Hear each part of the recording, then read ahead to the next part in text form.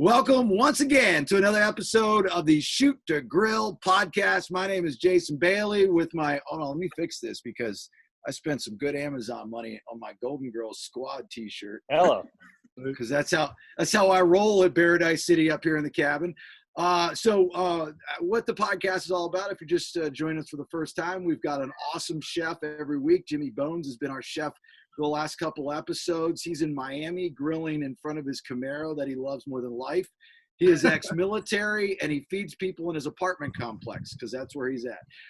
And then we also have an amazing celebrity special guest every episode. This guest this week is a dear friend of mine. I love him more than life itself. One of the funniest comics in the world, forever and ever. Heart-shaped box to you two, and that is the amazing Steve Byrne, with his headset and his Darth Vader in the background, and of course our producer Nate, who always looks stoned. Everybody thinks you're stoned. Yeah, it's the Jim Brewer effect. Steve, how are you, buddy? How are you?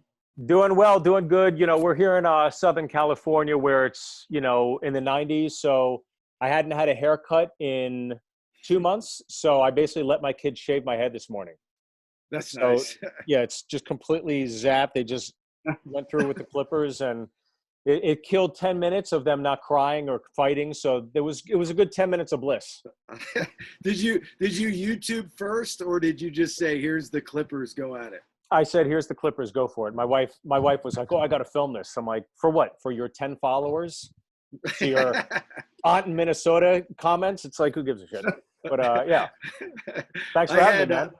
I had my daughter cut my hair on the radio show the other week. I just couldn't. See, like, you have a nice face. It's like, it's perfect. It's a perfect head. You can get away with that haircut.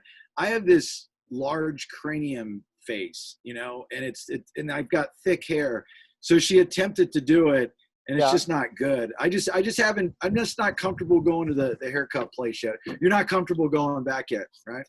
I am. I'm ready to go. I'm ready to rock and roll. But I live in Southern California where everything's handled with kid gloves, so we got to be extra careful. Oh, that's right. They haven't opened up anything there yet, have they? No, other than Governor Gavin Newsom's pomade closet. I think that's the only thing that's been open out here. Why don't you come to Georgia and stay with me, and you can go bowling and get Botox?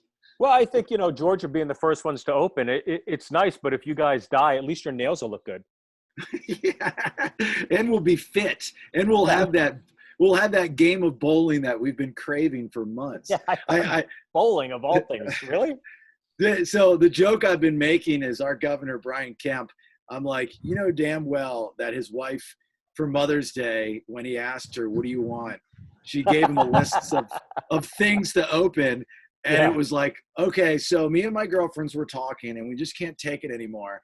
We need Botox, nails, hair. And by the way, Fran, you know Fran, right? Yeah, she's a big bowler. So make sure you open up the bowling alleys.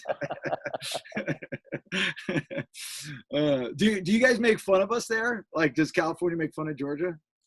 I got pages of jokes that I haven't done on the radio yet. So at some point, we can go through these today, and there's quite a few Georgia ones. Yeah. Okay. Okay. So let's go to Jimmy Bones. Yeah. Again, Jimmy Bones. Steve, Jimmy Bones is military, and he has served our country and served it well. He's a fantastic human being. He loves that car, and that is an apartment complex, not an assisted living facility. Okay. And he cooks in the driveway there all the time. Oh, cook in the driveway. That's awesome. Yeah, that looks. And what is that? Is that a Camaro behind you? It is. Yeah, I have a Challenger. I don't know if you can see it there. Nice. There's the Challenger, and it basically got 135,000 miles and just broke down on me. Really? So it's just sitting idle. Yeah, something with the transmission just completely shot. So little before I out. bought this, I almost bought a Challenger actually. It looks great. It's like you feel like you're driving a shark when you're on the road. You're a great white shark, right? And you see the Civics and the the Leafs and all the hybrids move out of your way. It's really nice. I love it. Yeah, Jimmy grills in front of his Camaro. you are a stand-up comic and an actor. Do you do stand-up comic in front of your comedy in front of your challenger? No, this neighborhood's a little different. But I do respect the fact that it's a good little layout out there. I like it. And is that everything that you're basting with the barbecue with? Yeah, so and I got some dry ingredients. This is the wet ingredients right here. I got some dry stuff laid out that you guys can't see, but when I start cooking, I'll move the camera so you guys can check all that stuff out as I do it. All right, so Jimmy, explain to everybody the racist recipe that you're about to cook. Go ahead. So I was stationed in Korea for 3 years, so and I know Steve, I know you're Korean, so I'm gonna do galbi on the stove on the tabletop grill. So like you get in a Korean restaurant. I got all the sides that you can imagine. Yeah, I did galbi last week. Today I'm doing pork ribs. We went to Whole Foods, got 2 slabs of pork ribs. Peter Billingsley from A Christmas Story taught me this dry rub thing. You just dry rub them, wrap them in foil, in the oven at 185 for 6 hours, and then you put it on the grill for maybe 4 minutes to let it crisp up, and that's it. And they just fall off the bone. Have you ever invited Peter Billingsley over your house, Steve, and fed him the turkey that he never got? Those damn bumpuses. No. He's somebody that loves getting Christmas Story references. Loves it. Yeah, I'm sure. You know, I'd never seen the Wild West show that Vince Vaughn put on, right? I mean, this is years back. Here's the poster right there. Yeah. So you see Sebastian, Ahmed, Brett Ernst, and myself. That was the second one I did in Vegas. The first one I did in Vegas with them was when he was dating Aniston, and pretty nerve-wracking to see her in the front row, and then all these celebrities in the front row, and you're just like, please God, let this go well. So that was pretty wild. Well, I didn't know Peter Billingsley was like an executive producer on that. Yeah, actually, in my garage, I'll show you the best thing I have here. So we just kind of like did this up here. We just got my daughter a new bed, so I'll try to figure this out. Do you guys see that plaque there? Yeah. So that plaque, I'm like standing in front of a piece of shit. And if you read it, it says, Steve Byrne made a man shit his pants. The punchline, early show, January 22nd, 2010. And that was at the Sacramento Punchline. And Colin Jost from SNL was opening for me at the time. So he actually framed that for me as a gift. Sent that to me. He's like, I hope you never forget this momentous occasion. So it's always funny to see that sitting there. That is an awesome story. So Jimmy Bones, walk us through before you step away and start grilling on your beast behind you. Oh, before you go, let me tell you what I'm cooking, actually, because we're gonna have 2 things going right now. So behind me, actually have something up the cabin, and I'm up at Paradise City, my cabin in North Georgia, and I have a propane grill. And so when I'm at my house, I'm always on the Kamado Joe and the smoker. So I wanted to smoke some pork loin. Nice. And you could do that in a propane grill. And so I called my buddy Jason at Atlanta Grill Company in Roswell, and he told me that there's a box you can buy. It's called a smoke box. And what you do is you fill it with water, wood chips, put it on the burner, just one burner on, and then you take the pork loin and you put it on the indirect heat, and it's been on for 6 hours. And before we finish, Nate, remind me, I'll show you what it looks like, but I'm at like 140 degrees right now. I got about another 15 degrees to go. So but it looks pretty damn good. Your grill, the box, you're like smoking within a box inside of your grill? Yeah, on the burner. So you have the burner shield. Sure. So you put it on the burner shield and then the grate over top. I'm not getting a lot of the smoke that I thought I would get at the beginning. I did, but it looks smoked. You know, when you take a piece of smoked meat, you can usually take it in the middle, and what you want, like ribs, like you said you're doing ribs, if you take the tongs and you put it in the middle, you want it to flop over.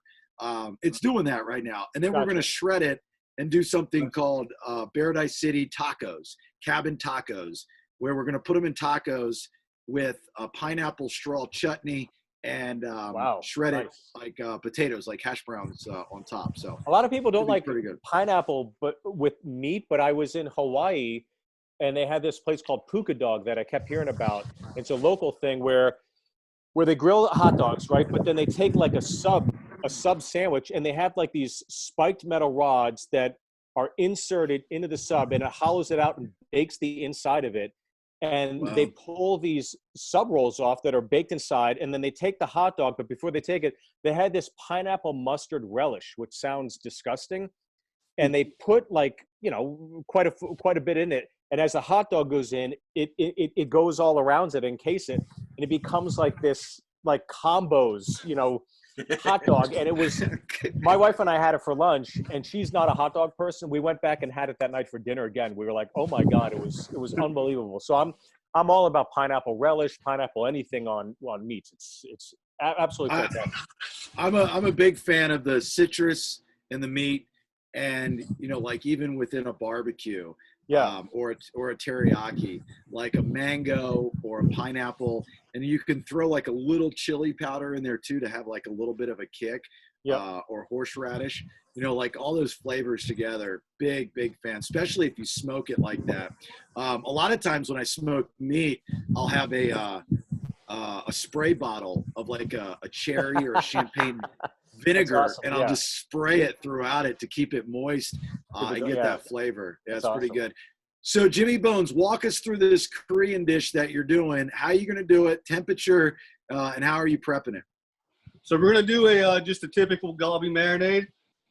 You take a beef short rib, you fillet it out, you score it, and then marinate it, and then you cook it on the tabletop grill, which is just a butane stove with this special skillet. I'm not sure if there's a name for it, but it's like a dome skillet, and you just sear the meat on that. It's a really quick cook, but then you have a bunch of side dishes.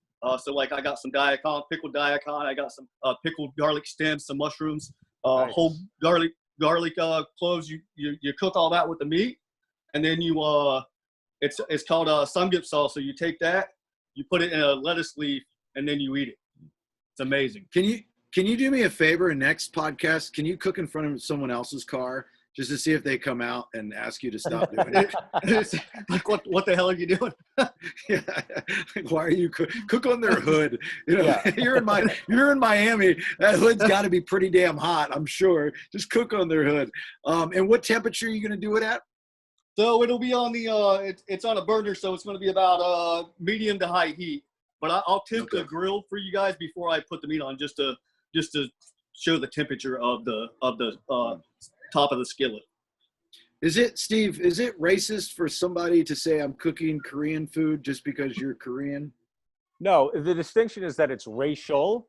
It's not racist. And I think if anything, it's an honor, to be honest with you, because Galbi is the one thing I could literally eat all day. It's almost like popping Pringles chips. I could just devour it. I remember last time I went to Chosun, which is a popular Korean barbecue restaurant here in Los Angeles. I went, and me and my friends, we went through, I think we had 8 rounds of it, because you could just keep eating it. Oh. If you just eat the meat, you could just keep eating it. The only thing is that you're going to want to douse yourself with a pitcher of water, because it is, you know, if the marinade's done well, you're just going to be very dehydrated from all the soy and everything else soaked up in the meat. Well, it gets better because he's got you. I mean, I know it sucks in the quarantine episodes of Shoot to Grill that we're not all in person and can't enjoy the food that Jimmy Bones is cooking. But on top of the dish, he also got you Korean beer too, right? Yeah, height. Oh, very nice. Yeah, I mean, look, that's not racist. If every time I talked afterward, I did a joke and he went, she bang, then I would be like, that's racist. But this isn't racist. Yeah. You're good. Hey, I love Korean food. I mean, I loved it so much. That's actually probably why I'm still in the military now, is because I did a year in Korea, and then they let you do an extra year, and then I re-enlisted to do another year after that because I liked it so much. And then by the time that contract was up, I was like, you know what, I might as well just keep, kind of like Forrest Gump on his run. I was like, made it this far, I might as well just keep going. Of course, yeah. Keep going. I had to keep running. All right, Jimmy, do your thing. We'll watch you on your box, on your Hollywood Square. And Steve and I are going to talk, and I'm going to pick apart his room and try to find little Easter eggs. Do you guys want to run through the marinade real quick, or you just want to watch? Yeah. I'm curious what Go your through the marinade marinade. is. Okay, let me move this camera over so you guys can kind of see. Yeah. I'm just afraid his technology isn't up to par. I'm afraid everything's going to break if he touches it. Hey, I Oh, that couldn't looks find my good. camera mount, so I got like something makeshift going over here. Yeah. I believe you. So I got this is grated garlic, finely grated garlic, Very Oh. nice. Love garlic. Good for the heart. some brown sugar, and the recipe with all the measurements. I'll make sure Nate gets that and puts it on the Okay. website. Yeah. This is some chopped onions. Why are you so pale? You live in Miami. I know, man. You know what? My Hispanic neighbors always give me a hard time. They're like, "You're so white." I'm like, I just can't. I burn, and then it peels off, and then I'm white again. I just cannot tan, no matter what. I fish a lot. I just He's been in cannot Korea tan. so long, he hates the sun too, just like them. So this is a Korean pear that's grated also. Very nice. Oh, that's good. Wow, that's a great combination. So I've never seen this or even heard of this before. This is awesome. And then some chopped green onions. And then we're going to add some soy sauce. Very nice. Actually, quite a bit. Like Steve was saying, you're going to have a lot of soy sauce in this. Yeah, you're going to get a lot in there. And then some sesame oil. Very nice.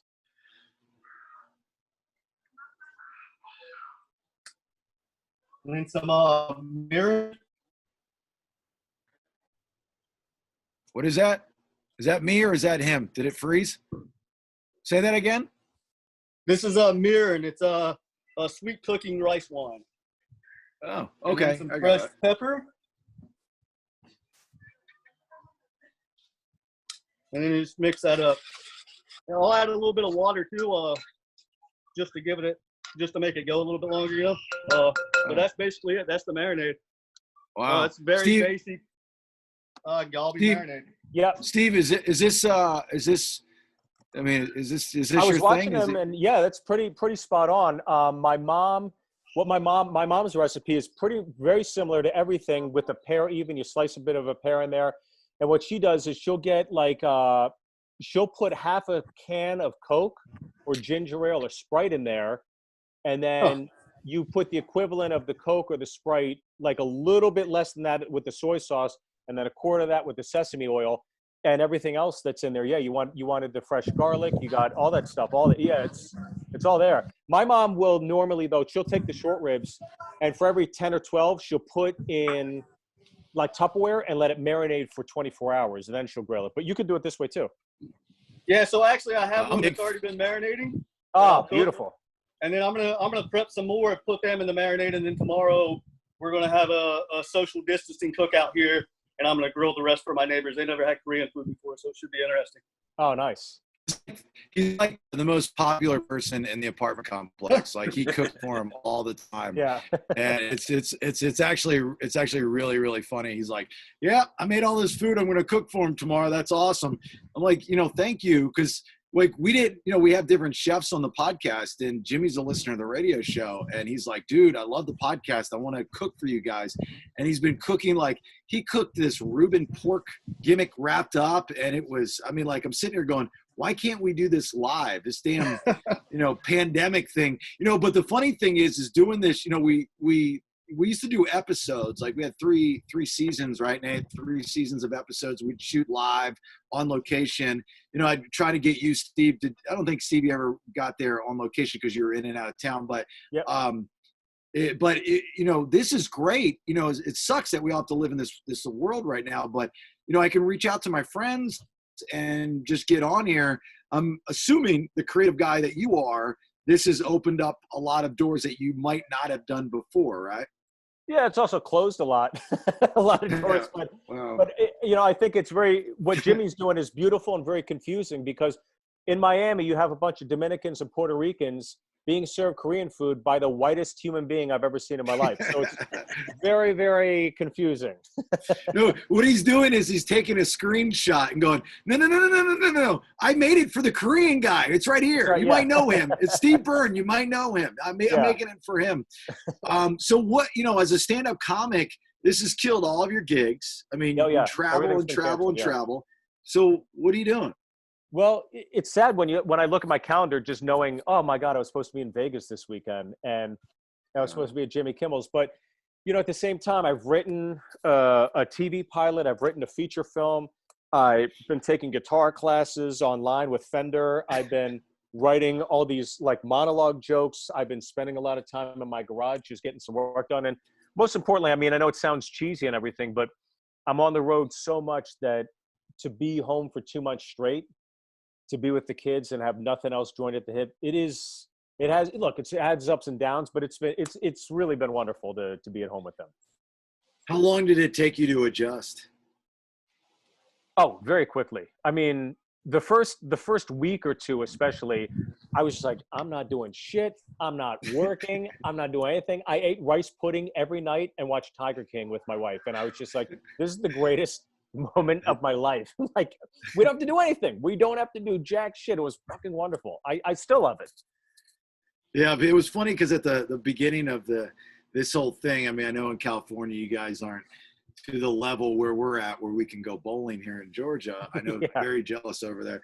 But the first like week or two, I think everybody thought that it was like, okay, I'm going into survival mode. This is going to be cool, and I can, I'm going to make a gym. I'm going to work out with milk cartons filled with water, and I'm going to eat Spam. And it was kind of this survival mindset. Sure. And then that time came and went. They realized that this is going to go on for 2 months, 2 years. Shit. How do I get back to some type of normal, right? Yeah, it has been weird to think that, yeah, you're right. Those first 72 hours, you're thinking, oh my God, we got to get the bare essentials.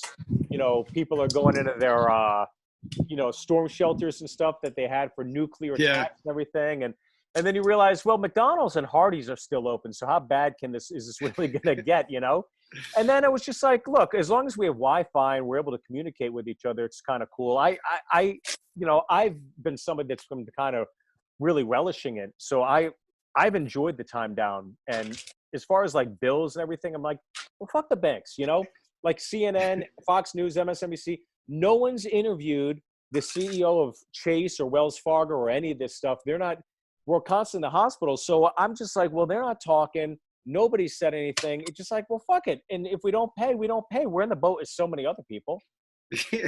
Yeah. Nobody pay your bills. And then when they start calling, you go, dude, don't you remember that fucking virus that we all went through? Did you pay your bills, asshole? I think you're an asshole if you do pay anything. I'm not paying for shit. every bill that I have has offered me, like, they say, hey, look, just click here. It's really easy. And because I did it one time because I was curious on what it was all about. They're like, click here if you're affected by coronavirus. I was like, well, that's kind of a loaded question because we're all affected by it. What do you mean? Can you elaborate on that? And so I clicked it, and then they're like, the next screen was like, okay, you're signed up for the coronavirus relief fund. And I'm going, I just answered your question. What is this? Sure, Next thing I know, I get an email. This is one of my mortgages, and they're like, you have a forbearance for your property, meaning that you don't have to pay the mortgage for whenever. But I can, luckily, thankfully I can. And then I looked into forbearance and learned all about it. But it's almost a trick. Like, I'm wondering when this is all said and done, how many people are going to get fucked because they didn't pay their bills when they could have. Yeah, what sucks is that the people that couldn't pay it, now you're going to, you might have gotten away with May or March or April or whatever, and then they kick the can down the road, and then some college kid or some kid is struggling in New York City is going to leave their lease in August, and the guy's going to go, no, you owe another month, and then they're going to keep that safety deposit or whatever. That's money. It's just like, I just wish the banks would have come out and said, you know what, 1 month, 4 weeks, let's wipe the slate clean. Nobody's making anything, but it would never happen. I mean, logistically, I don't think you could pull it off, but it's a total clusterfuck because nobody knows the answers. In Sweden, they never went to zero tolerance, right? They didn't do a shutdown, and per capita, the numbers are showing that they're equivalent to what you'd see in some other regions of our country. So it's like, who has the right answer? I don't know, but I'm glad that somebody swung the pendulum the other way from zero tolerance in California to completely open the borders over in Georgia, which has been kind of nice because then you'll start to see where we meet in the middle. Unfortunately, you guys are the guinea pigs.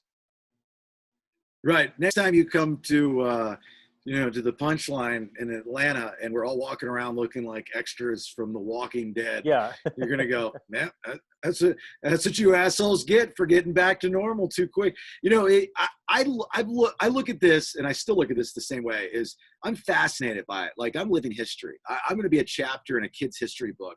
Maybe not me personally, but my just living 100 years from now, they'll talk about this. And it's kind of cool to think that we're all living history and we're trying to survive history.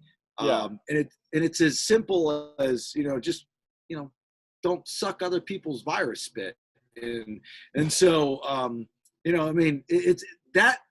that's how I've explained it to my daughter. It's like, I know it sucks. You're 14. You want to do these things. Just chill out, but know that you are living history. Like, when you're 70 years old and I'm gone, you're going to be able to tell your grandkids that you were a part of the coronavirus pandemic of 2019, 2020. I think that's kind of neat, right? I do think I do think it is unique and fascinating in that one regard, but I guarantee this is not the last time we do this. They're going to find another way to do this. Somebody's making money right now. Oh, yeah. Somebody's making a ton of money. And then when we go back, somebody's going to make a ton of money on that. And none of us are making money. And once they figure this all out, and the government, once again, restricts our freedoms, and they'll come up with little, genius little laws or loopholes or whatever, and they'll slowly cramp down on us. I think that this is going to happen again in our lifetime. I guarantee it. Well, it's funny that when I go on Amazon, and so I go to buy whatever, especially like any of the essential items like a mask or hand sanitizer. I'm always on Amazon. I have a problem shopping on Amazon, especially during this pandemic. Like, I'll just go buy a $5 mouse pad just because I want someone to visit me. I'm like excited, like, oh my God, the Amazon guy's here. I'm having a guest. This is so cool. So I go and I kind of observe what's available, and I'll say, okay, or masks available yet, hand sanitizer. And I see these companies that I know just were made, and they're all from China. Sure. And they mass produce whatever shit mask or hand sanitizer that they're upcharging. Yeah. And I'm like, these are the companies you're talking about that are making money. Those are the people that are taking advantage of or the opportunity, whether it's good or bad, they're still taking advantage of it.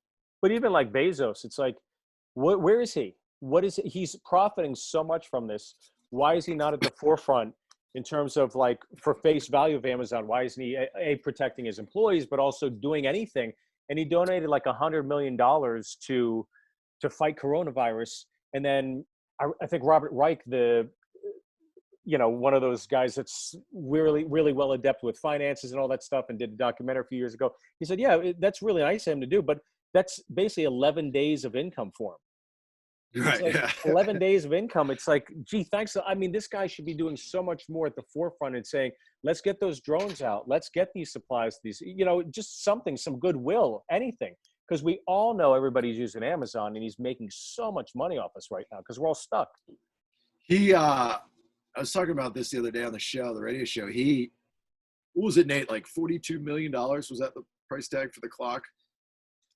Yeah, it was in the middle. It was like 10. Yeah, 10. I thought it was 10 million. It was tens of millions. Anyway, the dude is building a giant watch in the side of a mountain, and just it's like some kind of symbolic. This is where we're at, and it's just to show you the how small we are, basically. Like, the world goes on forever, after us, I guess. So, to your point, wouldn't that be nice to spend $40 million on a giant watch on a mountain just because you could? This is one of those times where, like a fine wine, you bring this up from the basement and you show it to everybody, and then you open it, you go, what a cunt. What a piece of shit. $40 million for a watch in a mountain? That's billionaire.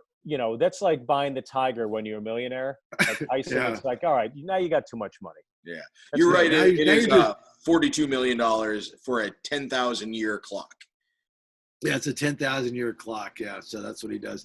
So you mentioned watching the Tiger King earlier, Steve. I think that got people through the first 3 weeks of the pandemic, because it was the only thing on the internet was coronavirus and Tiger King. Did you think it lived up to the hype? Did you like it? Yeah, I mean, like all those docs, it starts off hilarious and then it ends really sad. And Yeah. this queen is ending up in prison, and we're all laughing at the guy. It's so funny how we're bookended by Tiger King and Jordan's Last Dance. It's like that's how we're going to remember the coronavirus. Yes. The greatest of all time, and the worst representation of our country, and the greatest representation of like excellence, in life and sports. It's crazy. Yeah, those are the only two. You're right. That's so funny. Outside of the coronavirus, the only two things that entertainment-wise you'll remember are Tiger King and The Last Dance. Last Dance I'm addicted to that. Absolutely addicted to The Last Dance. I cannot get enough of that damn show. And I'm not even a basketball guy, but Same. I was a Bulls fan in the 90s. That's what I was. I think anybody, if you're even a casual sports fan, you respect excellence and you respect anybody who is the best of the best, and to learn what it took to be the best. And all those stories are fantastic. And that Rodman 30 for 30 did not paint him in a great light. So this was kind of like a palate cleanser in terms of seeing Rodman contributing to the team. But, the other one is definitely more about his family, and you feel bad about the guy and feel bad about how he's treated his own family. Isn't it weird though when you watch it? So like if you or I were to go up to Rodman, he's going to be a larger than life. He's going to probably big league us. He's still going to, I'm the man kind of thing. Yeah. Any of those guys would when they're by themselves. But when they talk about Michael Jordan in this Last Dance documentary, you can hear them thinking about kissing his ass. They are so inferior to him. It's kind of funny to watch, isn't it? Yeah, I mean, he's the alpha amongst alphas. And I think when you, when you're, it's funny because when I was watching, I was thinking, like, when you're at the store, it's kind of like, me, Jeselnik, Segura, Whitney, Bert Kreischer, name all these great comics like D'Elia, Brian Callen. We're all kind of alphas in our own right. We all got into this independent field of entertainment where we can be the guy for an hour on stage. And then, Rogan comes in, and then that's all out the window because this is a guy that could kick all of our asses. Has exposed his mind to so many different facets of thinking, philosophy, science, math, etc., economics, via his podcast. And then on top of that, he's funny too. And to me, it's almost like there's this reverence of respect that you get from somebody who's that accomplished. And I think as much as it is Jordan in basketball, at least in LA at the Comedy Store, it definitely is Rogan. What is he like when he walks in? Everybody just is like, "Oh, Joe's here," because I've interviewed Joe a couple of times. I don't know him personally by any stretch of the imagination. He was always cool. I mean, he kind of comes across as kind of an asshole, which I love. But when I say that, I mean that in kind of a cool way. Like he doesn't put on a fake persona. He doesn't take shit from anybody. He just kind of does his thing. And if you like it, you like it. If you don't, too bad. And I love that about people. Yeah, I like Joe Rogan. Yeah, there isn't like when he pulls in, everybody's like, oh my God, everybody's just cool with each other there, across the board. And he's super cool with everybody. But I think like he would command that kind of respect, and Chappelle would command that kind of respect. When I think of like the comedy world and it being analogous to the people that we all look up to and appreciate. Well, now, Steve, I've seen people open for you before, and they kiss your ass. They look up to you. Well, they need the work. No, even the openers from Atlanta, they'll have you ever had an opener from the club locally that you didn't know, not somebody that you brought with you, be so egotistical that they're like they came across as just an asshole, and you have to kind of say, dude, what are you doing? I've had comics that but when you're doing this so long, you just understand that's just insecurity. That's all it is. It's just it's somebody that's puffing out their chest. And it's like, I think when you've done this as long as I have, it's like the resume speaks for itself. So I don't need to do victory laps. I don't need to burn the tires in front of the high school kids on senior day. It's like, I'm I'm good. I'm fine. But, you know, I understand that there's an insecurity and a bravado that younger comics need to have at some point. And I probably had it when I was younger too. You're a little young and cocky and all that good stuff. So I think it just comes with the territory. Well, I'm sure that after the Shoot to Grill podcast appearance, most people will remember you from this and be like, "Wow, my God, you know Jason Bailey and Nate and Jimmy Bones? Holy shit, have you actually met them in person, or is that just all in the video thing?" No, this is one where as soon as it's over, I check my Twitter account and I'm like, "Oh my God, spiked!" You just see that bar chart. Boom, boom, bang. You know. What are some of the Georgia jokes that you wrote? Can you divulge some? Well, they're all just kind of written out. This is one of my favorites. Hold on.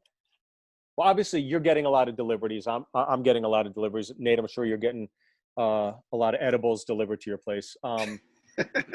But did you ever think as a kid, you know, when you run around, you ring people's doorbells and you run away, that was actually a lot of fun, right? That was something we did as fun. But now you can get paid to do it. You just get hired by UPS. Hello. It's a very sad day for politicians because, you know, Trump is warring constantly with the press. You're seeing Congress is not getting along. Pelosi and Schumer are warring with Mitch McConnell. And even Elizabeth Warren is very upset because recently she was taken off the Land O'Lakes label.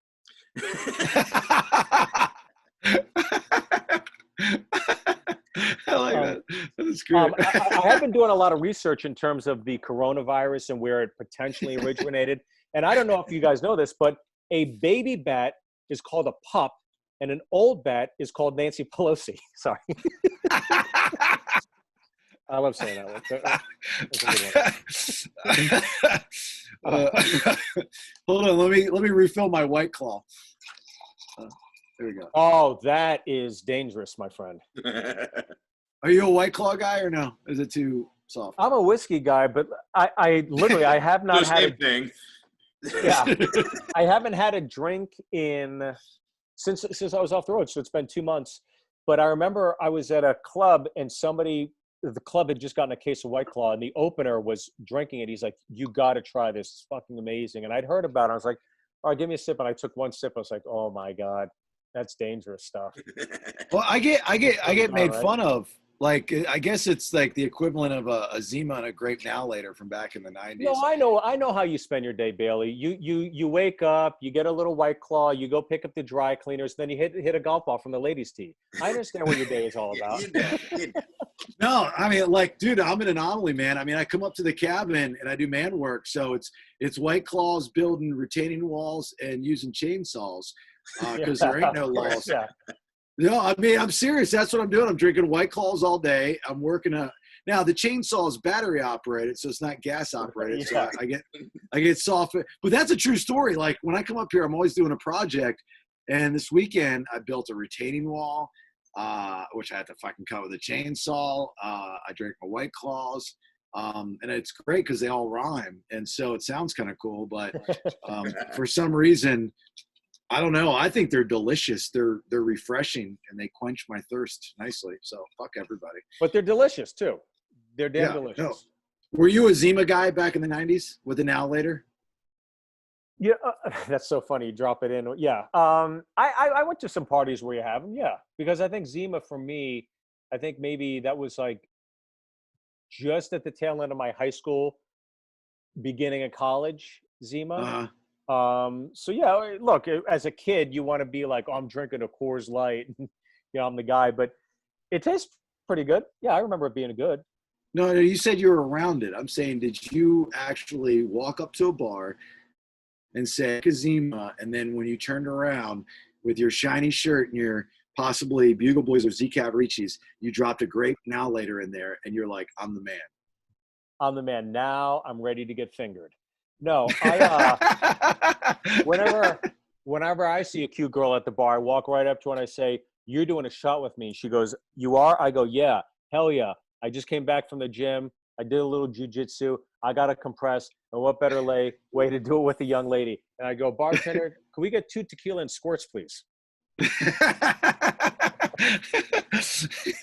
Well, you know, look, I tell you, the White Claw is going to be a thing for a while, but it'll go away, and then that you did it. And I'm fine with that. But I went through the progression. I did the Zima. I'm a vodka guy by nature. Okay. But you go Zima, and then the what were those things, Nate? The Smirnoff coolers. Oh, Smirnoff Ice? No, yeah, the ice. Smirnoff Ice. Remember the Smirnoff Ice? Remember the Smirnoff Ice? I've heard of it, but I never indulged. Yeah. Well, you got to get out, man. Dude, the Smirnoff Ice was the shit, dude. You put it in a cooler, get on a boat, and it was like, it was foggy water, and it was delicious. It was so good. You know, Chicks I do loved remember I did have a Smirnoff Ice, and then my buddy was like, I got a case of this stuff, and we drank. I must have had 10 or 12, and next thing I know, I was on a float going down West Hollywood with a bunch of other guys in boy shorts and ball gags in their mouth. That's when I had it last. Yes, you're right. That's where we met. That was a great day. Yeah, I'll never forget right. it. Yeah. I lost my virginity that night. Yeah. What is the, can you say what the TV show is you're working on? Is that the same one that last time I saw you were working on? No, I think, when we talked, I don't know if that was what I was working on then. But this one, I just wrote a pilot script, and basically the documentary I did on the amazing Jonathan and Joel Osborne, I wrote into a pilot script just to do something, and I gave it to my manager, and he loved it. So now we're going out to shop it. So we're kind of shopping it as we're in quarantine, which is kind of fun. So it's been weird to pitch a show and sit at your house, not have to go. Well, I'm waiting for somebody to pitch or have a sitcom based off of the pandemic. And I wondered, I was thinking about this the other night. I'm going, how can you do this, and guess that is it going to be around for 2 years? Is it going to go away? Blah, blah, blah. But you could still have somebody in the cast on the show that is terrified to go out and won't leave the house because of what just happened. Yeah, I think it's ridiculous when you see, like, in the Hollywood Reporter or Variety, people saying, oh my God, so-and-so just sold a quarantine pilot, or somebody sold a quarantine movie, or somebody sold I think once this is all over, the last thing people want to do is watch a movie about this fucking moment in time, because it's fucking awful. It's like all those 9/11 movies, nobody went and saw them. Nobody saw them. Like even the United 93, like it bombed at the theaters because nobody wanted to go back and retread that moment in time. I think maybe years from now you could find something, but it's just too fresh. And I think this is the last thing people want to revisit. Yeah. I was talking about that on the show the other day. There was some study that said that actually watching quarantine movies is good for your health because you're going to learn more and feel better than watching the news. Yeah. And I made that same comparison, Steve, of I can't watch the 9/11 stuff. I can't. Yeah. I could. I watched it once, that documentary from the French guy that just happened to be shooting that day. Yeah. And I'm like, I not again. I don't want to relive that moment, even on 9/11. Like, God bless, I appreciate it, but I can't go through it again. It's too scarring. But this is a little bit different because as sad as it is that so many, there are people losing their lives, I don't know, there's just a difference behind it because we've never seen it, never felt it, and the things that we're doing to change, to adapt, we'll always remember, and we might continue on that path. So I don't know if I agree with you on that. I think that you could do something with this as long as there's a happy ending. And you can make jokes about the coronavirus, even with people dying. That's the other thing, is you can make jokes right now. Because there's no video of it. There's no explosion. It's not a war. It's not a bomb going off. Yeah. It's not a terrorist attack. It's like that movie that M. Night Shyamalan did called The Happening, where it's just wind blowing through. And that movie bombed and nobody went and saw it because it's about like a virus. And I think unless you can see it, unless it's visual, you just kind of don't give a shit. And I think that's why it's not having the impact that maybe it should. I think also if the numbers were a lot higher, it'd be a lot scarier. But because the numbers are so low, the White House came out projecting 200 to 250,000, and we're at 60,000 now. So because it's so minimal, and it's affecting a lot more older people than it is younger people, I just don't think it's as visually appealing of a subject in terms of a television or film project. At least that's just my opinion, you know. No, and that's a great point. It's the equivalent to the news media giving more attention to, let's say, a space shuttle exploding with 7 astronauts versus a plane crash with 250. You know, Sure. it's the pop of that. That makes all the sense in the world. You can't see it, but I'll tell you this. So we've tried forever to get rid of terrorism, couldn't do it. Yeah. We've tried to stop school shootings, couldn't do it. The drug trade within the United States from other countries, tough to slow it down, couldn't do it. Until now, a fucking pandemic cured everything. Now, It might have done what it is doing, but there's not been school shootings, terrorism, even terrorists aren't going out, and they fucking live to wear masks. They got that shit on their face all the time. You know, and then the drug guys, Nate's buying his shit fucking online and Venmoing people, and they drive by and throw it out wearing a mask and gloves. It's not even a normal drug deal. Yeah, and it's free. And so it's not even the normal drug trade. So look at it, what this has actually done good-wise, you know? Yeah, well, look, here's some good news too, is that 2020 is the first year on record that no one in the United States of America has died of natural causes. Crazy. You got a bunch of them, don't you? You've just been. So where do you write at your house? Do you write in the where you're at right now, or do you have a special spot? Yeah. I write in here. So this garage is where I write. So I'll just give you like the overlay of it all, so you can see it. But this is pretty much it. So you come in here, and this is the space. Got a little TV, got a little Fender amp, got my jerseys and stuff up there, and just get a lot of writing done in here. You know, Kim Jong-un, for example, a lot of people fear he may be dead, he may not be dead, but North Korea just issued a statement. He is not actually dead. He's just in first place in a sleeping contest.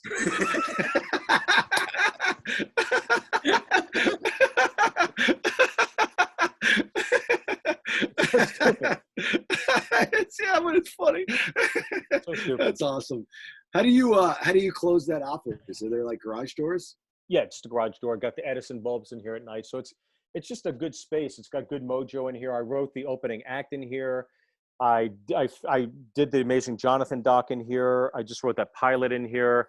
This is kind of cool. This right over here, I don't think you can see that or not, but it says John McCain, Steve Byrne, Kaiser Chiefs. And that was I did the Tonight Show the day, like 2 days after Election Day, when Obama beat John McCain. And that was his first public appearance post the presidential election. And so I happened to be booked on the show, and they talked to John McCain for like 3 segments instead of 2. So I got bumped off the show, but I was sitting there the whole time, and I was like, I'd love to meet John McCain, just as someone who had read his book and thinks the world of the guy, and obviously served our country so well. That guy, he just lost the presidential election, and he literally shook hands and took pictures with everybody in the studio audience, everybody, cast and crew. And at the time that day, I remember they had like 150 members of the Navy in there to watch the taping. And he spent, I remember my wife and I, we sat in the dressing room waiting to meet him. He spent 3 hours talking to everybody, shaking hands and taking pictures. And you would think that after licking your wounds like that and feeling so banged up, that the last thing you want to do is talk to people. The only thing you want to do is go home and relax and lick your wounds. But this guy, that's why I hung that up there, just to think of like how crazy that day must have been for him, and how sweet he was. And he took a picture. Did you get him to sign it?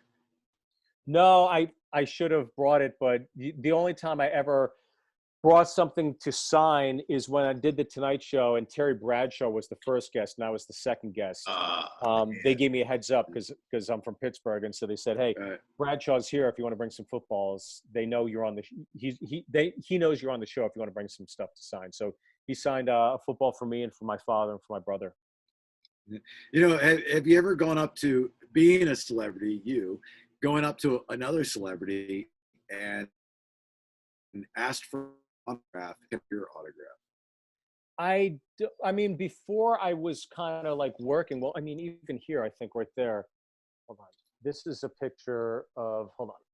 I don't know why I can't operate this camera right now, but that's my wife and I and Harry Connick Jr.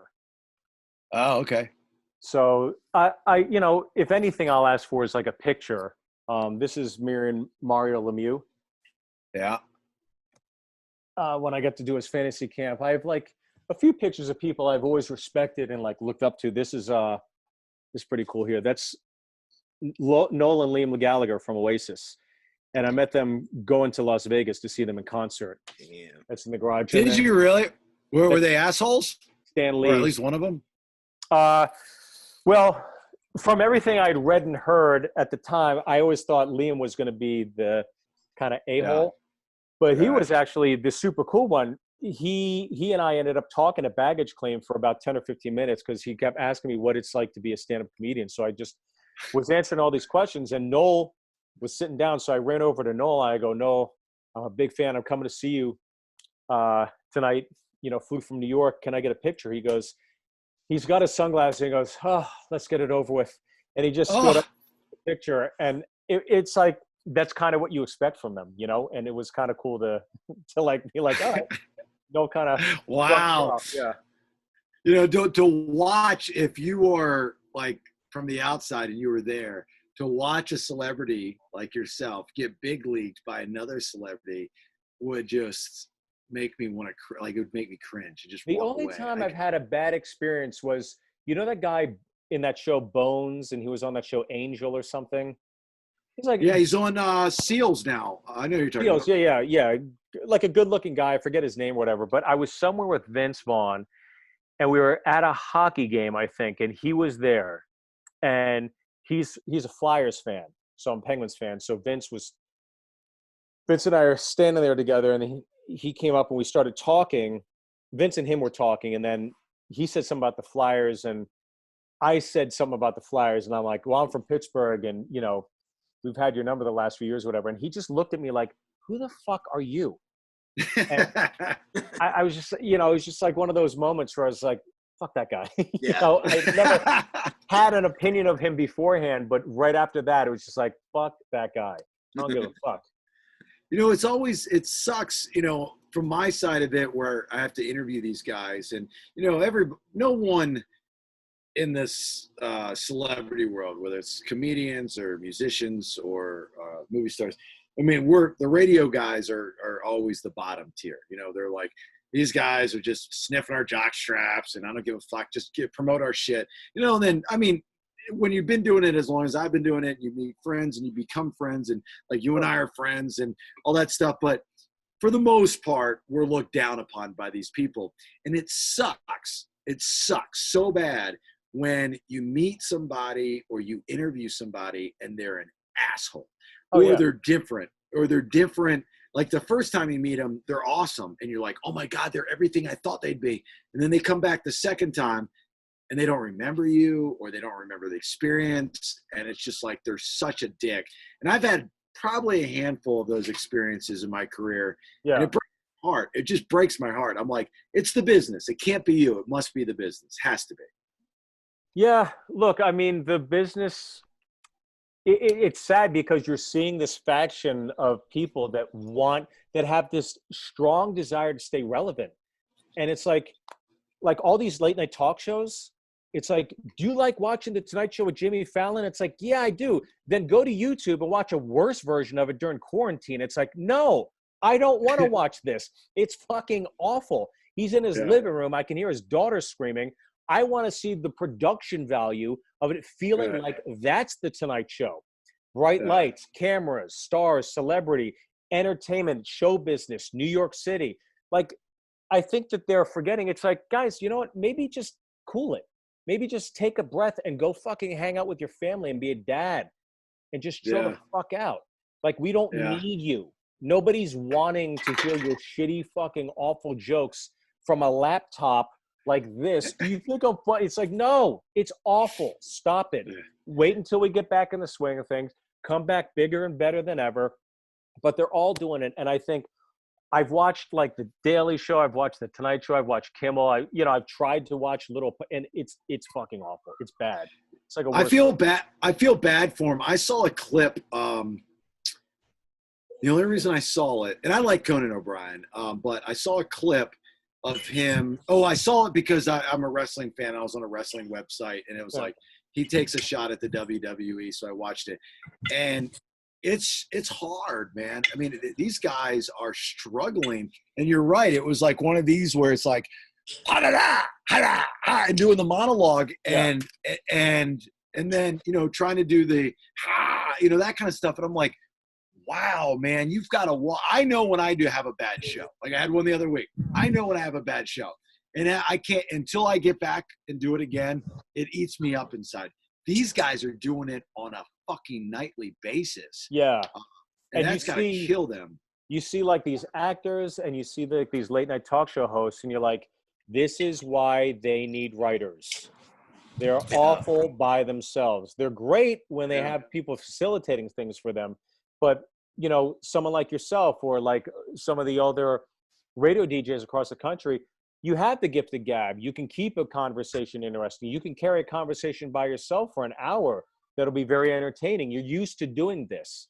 Like they're not used to doing what you can do very well. And I think that's the disparity. So, I mean, I always like listening to regional radio because you get your information, but you get entertained, hopefully if it's good. And I think that there is going to be this pendulum swing back to it, especially these days. I think people want to hear what's going on in their community. So I think being at the forefront of your communities, like yourself doing Bill and Randy, like in DVE, who we know, like I think it's important. And I think the people appreciate it in whatever cities they are. Ain't that some bullshit though? People like me, and they're making all that money, and I just have to go to the food kitchens. All right, Jimmy Bones, are you almost ready? Because I want to show my food before we get to your food. Yeah, I'm about ready. Okay, so I want to show.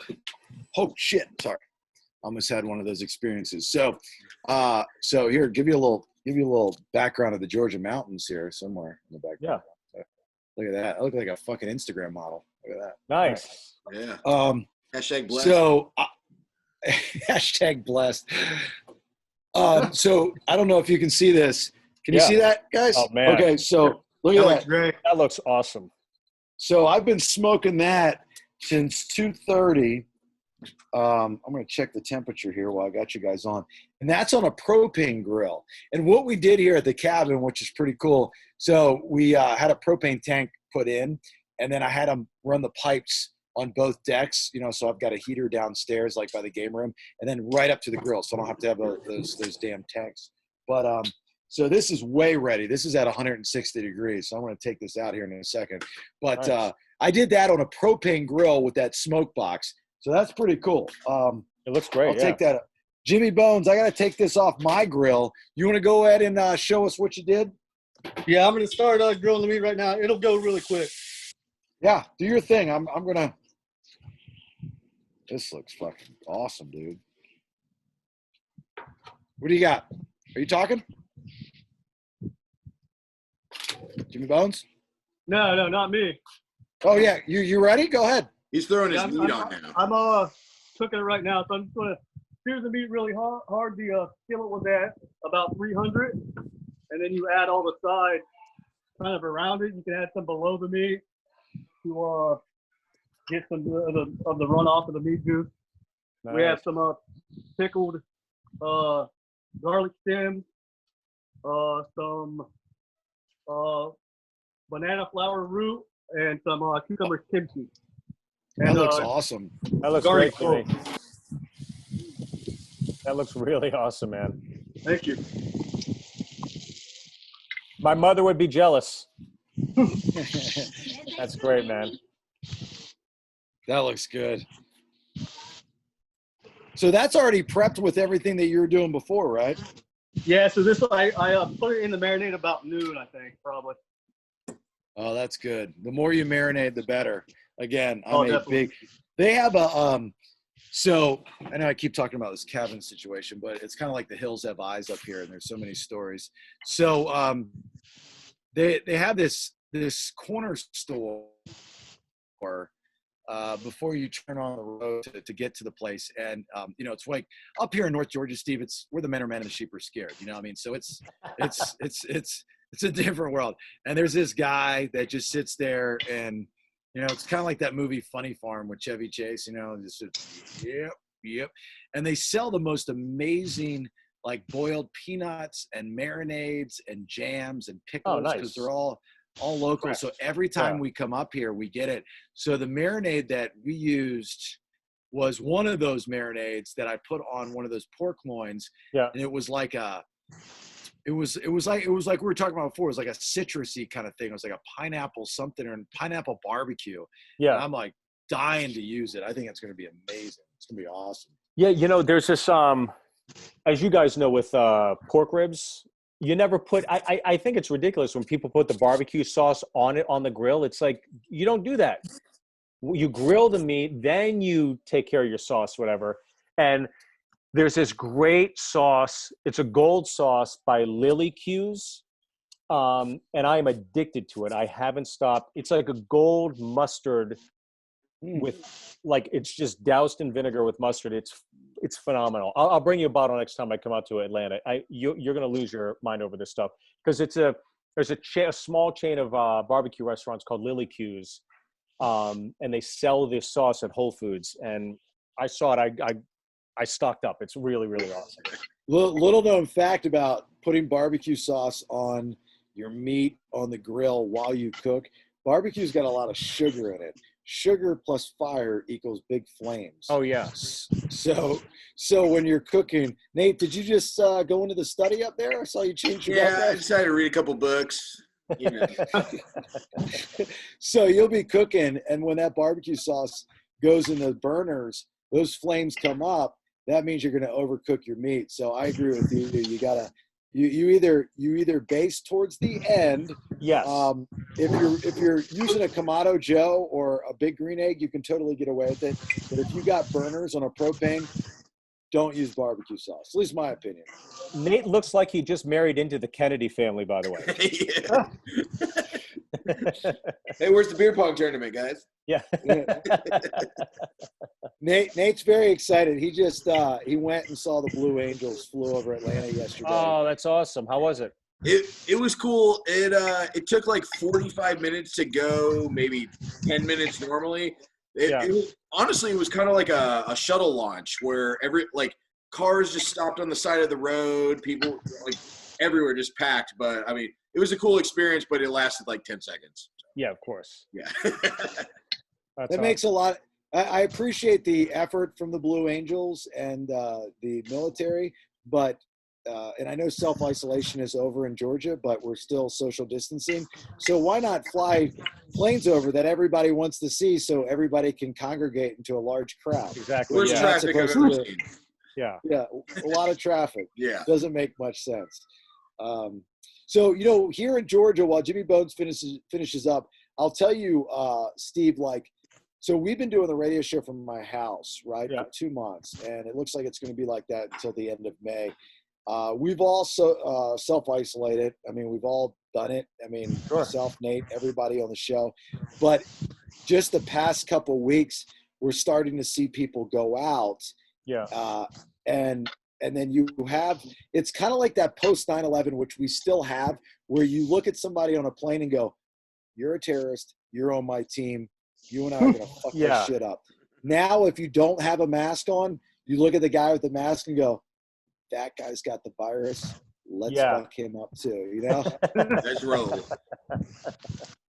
It's funny. Brian Doyle Murray, who has been in so many of those SNL movies. He was the owner of Noah's Arcade in Wayne's World. Oh, yeah. That's great. I know that guy. So it's Bill Murray's brother. He told me that he used to fly with his wife on Southwest. And so Brian would get the window, his wife would get the aisle, and they would hope to keep the middle seat clear. So what they used to do is Brian would have one of those face masks and put them on. This is back when nobody wore those things, right? So he put the face mask on, and this woman comes and sits in the middle seat. She goes, "Oh, is it okay if I sit here?" And Brian pulls down the mask. He goes, "It's okay, but just let you know, I'm feeling very sick." And she goes, "Oh, it's okay. I am too." And she pulls her mask. She put a mask on. He's like, "Fuck." He's like, "What are the chances?" Are you wearing a mask when you go out? I do, yeah. In California, here in Los Angeles, they don't let you go into any storefront without the mask. Here, Will, can you sit down for a second? This is my brother, Will. And Will, Jimmy, I know you said you served in Korea. My brother served in Korea. Hey, how are you? Hey, Will. Oh, Hey, nice to meet you. yeah, I was at Camp Hovey. Okay, yeah, I was at Camp Humphrey. Oh, okay. Yeah, I was on the one that was 2 bays. It was Hovey and Casey, and they were split. Oh man, I feel sorry for you. Yeah, it wasn't the best. My brother was actually there too. Believe it or not, we were in Korea at the same time, so we got to me and my little brother got to hang out in Korea together. So it's pretty awesome. Oh, very nice. Yeah, so Will, do you know where his camp is? Humphrey? Yeah, I've been to Camp Humphrey. Oh, really? Yeah, I drove a Bradley when I was out there, and to tow them, it's this like two 500 it's 2 metal bars that kind of split open, and it weighs a lot, and they dropped it on my foot. So I had to get surgery on it, and nobody in my area could do the surgery. They didn't know what to do with me. So I went from base to base to base until I ended up in Humphrey. Wow. Really? Yeah. That's crazy. So are you staying with Steve because of the quarantine, or do you no, the plan was to come out here for a couple months, and then I was going to head back. But then, yeah, the quarantine hit, and that whole plan got kind of sidetracked. So where are you at? Are you in Pennsylvania? No, I was staying out in Florida. Oh, really? Oh, okay. What part of Florida? Nate and I are from Florida. He's in Miami right now, actually. We were up by Apollo Beach, right outside Tampa.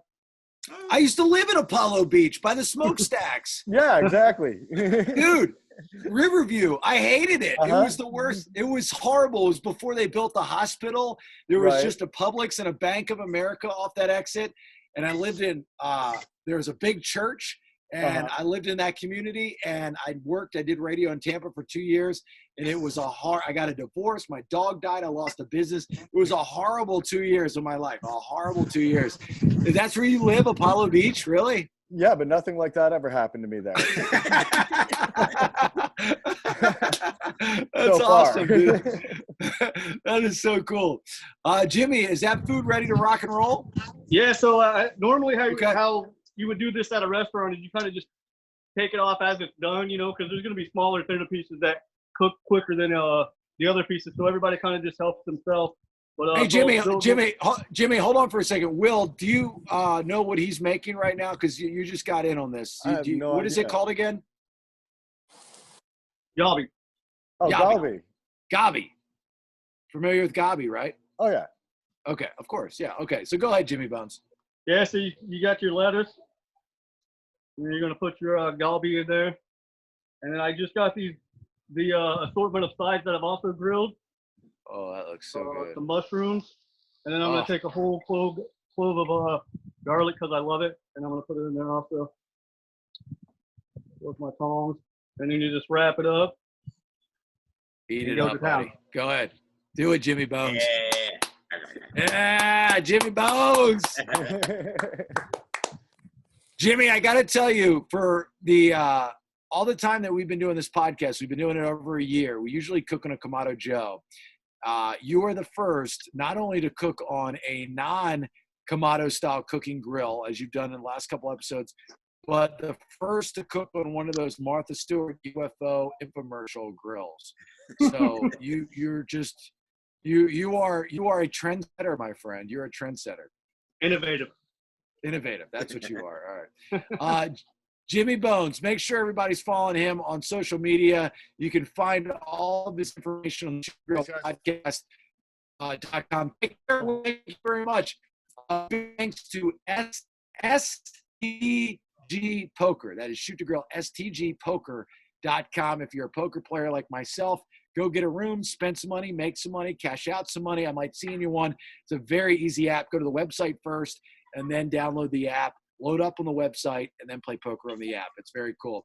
Steve Byrne, brother, I would tell people to go see you at some comedy club, but that shit ain't happening anytime soon, right? Not happening anytime soon. No, I'll give you 3 more. How about that? Yes. Yeah, give us 3 more for our out, please. Okay. As you guys know, we're on the precipice of summer, and it's time to mix some summer drinks. So here's one of my summer drinks you guys can have. It's called Sex on the Bleach.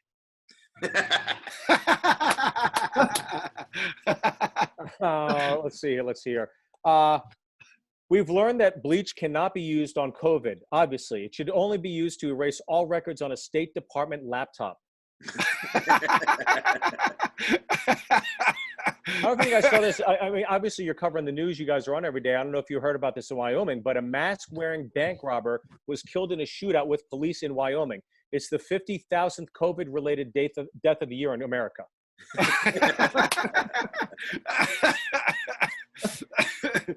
Well, by the way, hold on real quick. For people that are watching this that have never seen Steve Byrne perform live, there's a segment in his stand-up where he gives all these one-liners to pay homage and tribute to the art of the one-liners, from what I remember you telling me, and I think you tell the crowd that, because there is an art form of doing the one-liner, the delivery, the timing, the cadence, and being confident enough to know that they're all going to be cheesy, but you have to buy in, because if you don't buy in, you're not having a good time. Yeah, I think once you go to the Tonight Show taping and you see it, you understand that this is not real life. It's not a comedy club. So I've been working hard with a good friend of mine named Argus Hamilton, who's fantastic at monologue jokes. And I don't know if you guys saw this, like the NFL is considering playing a season with no fans in the stands. They're actually reaching out to the LA Chargers for advice. I'll leave you with this one. Guys, Joe Biden, as you know, is the front runner for the Democratic National Convention. He's going to head there. He's going to be the nominee. And I think Joe Biden's getting a little cocky. Today, he said he could finger a woman on Fifth Avenue and not lose one vote.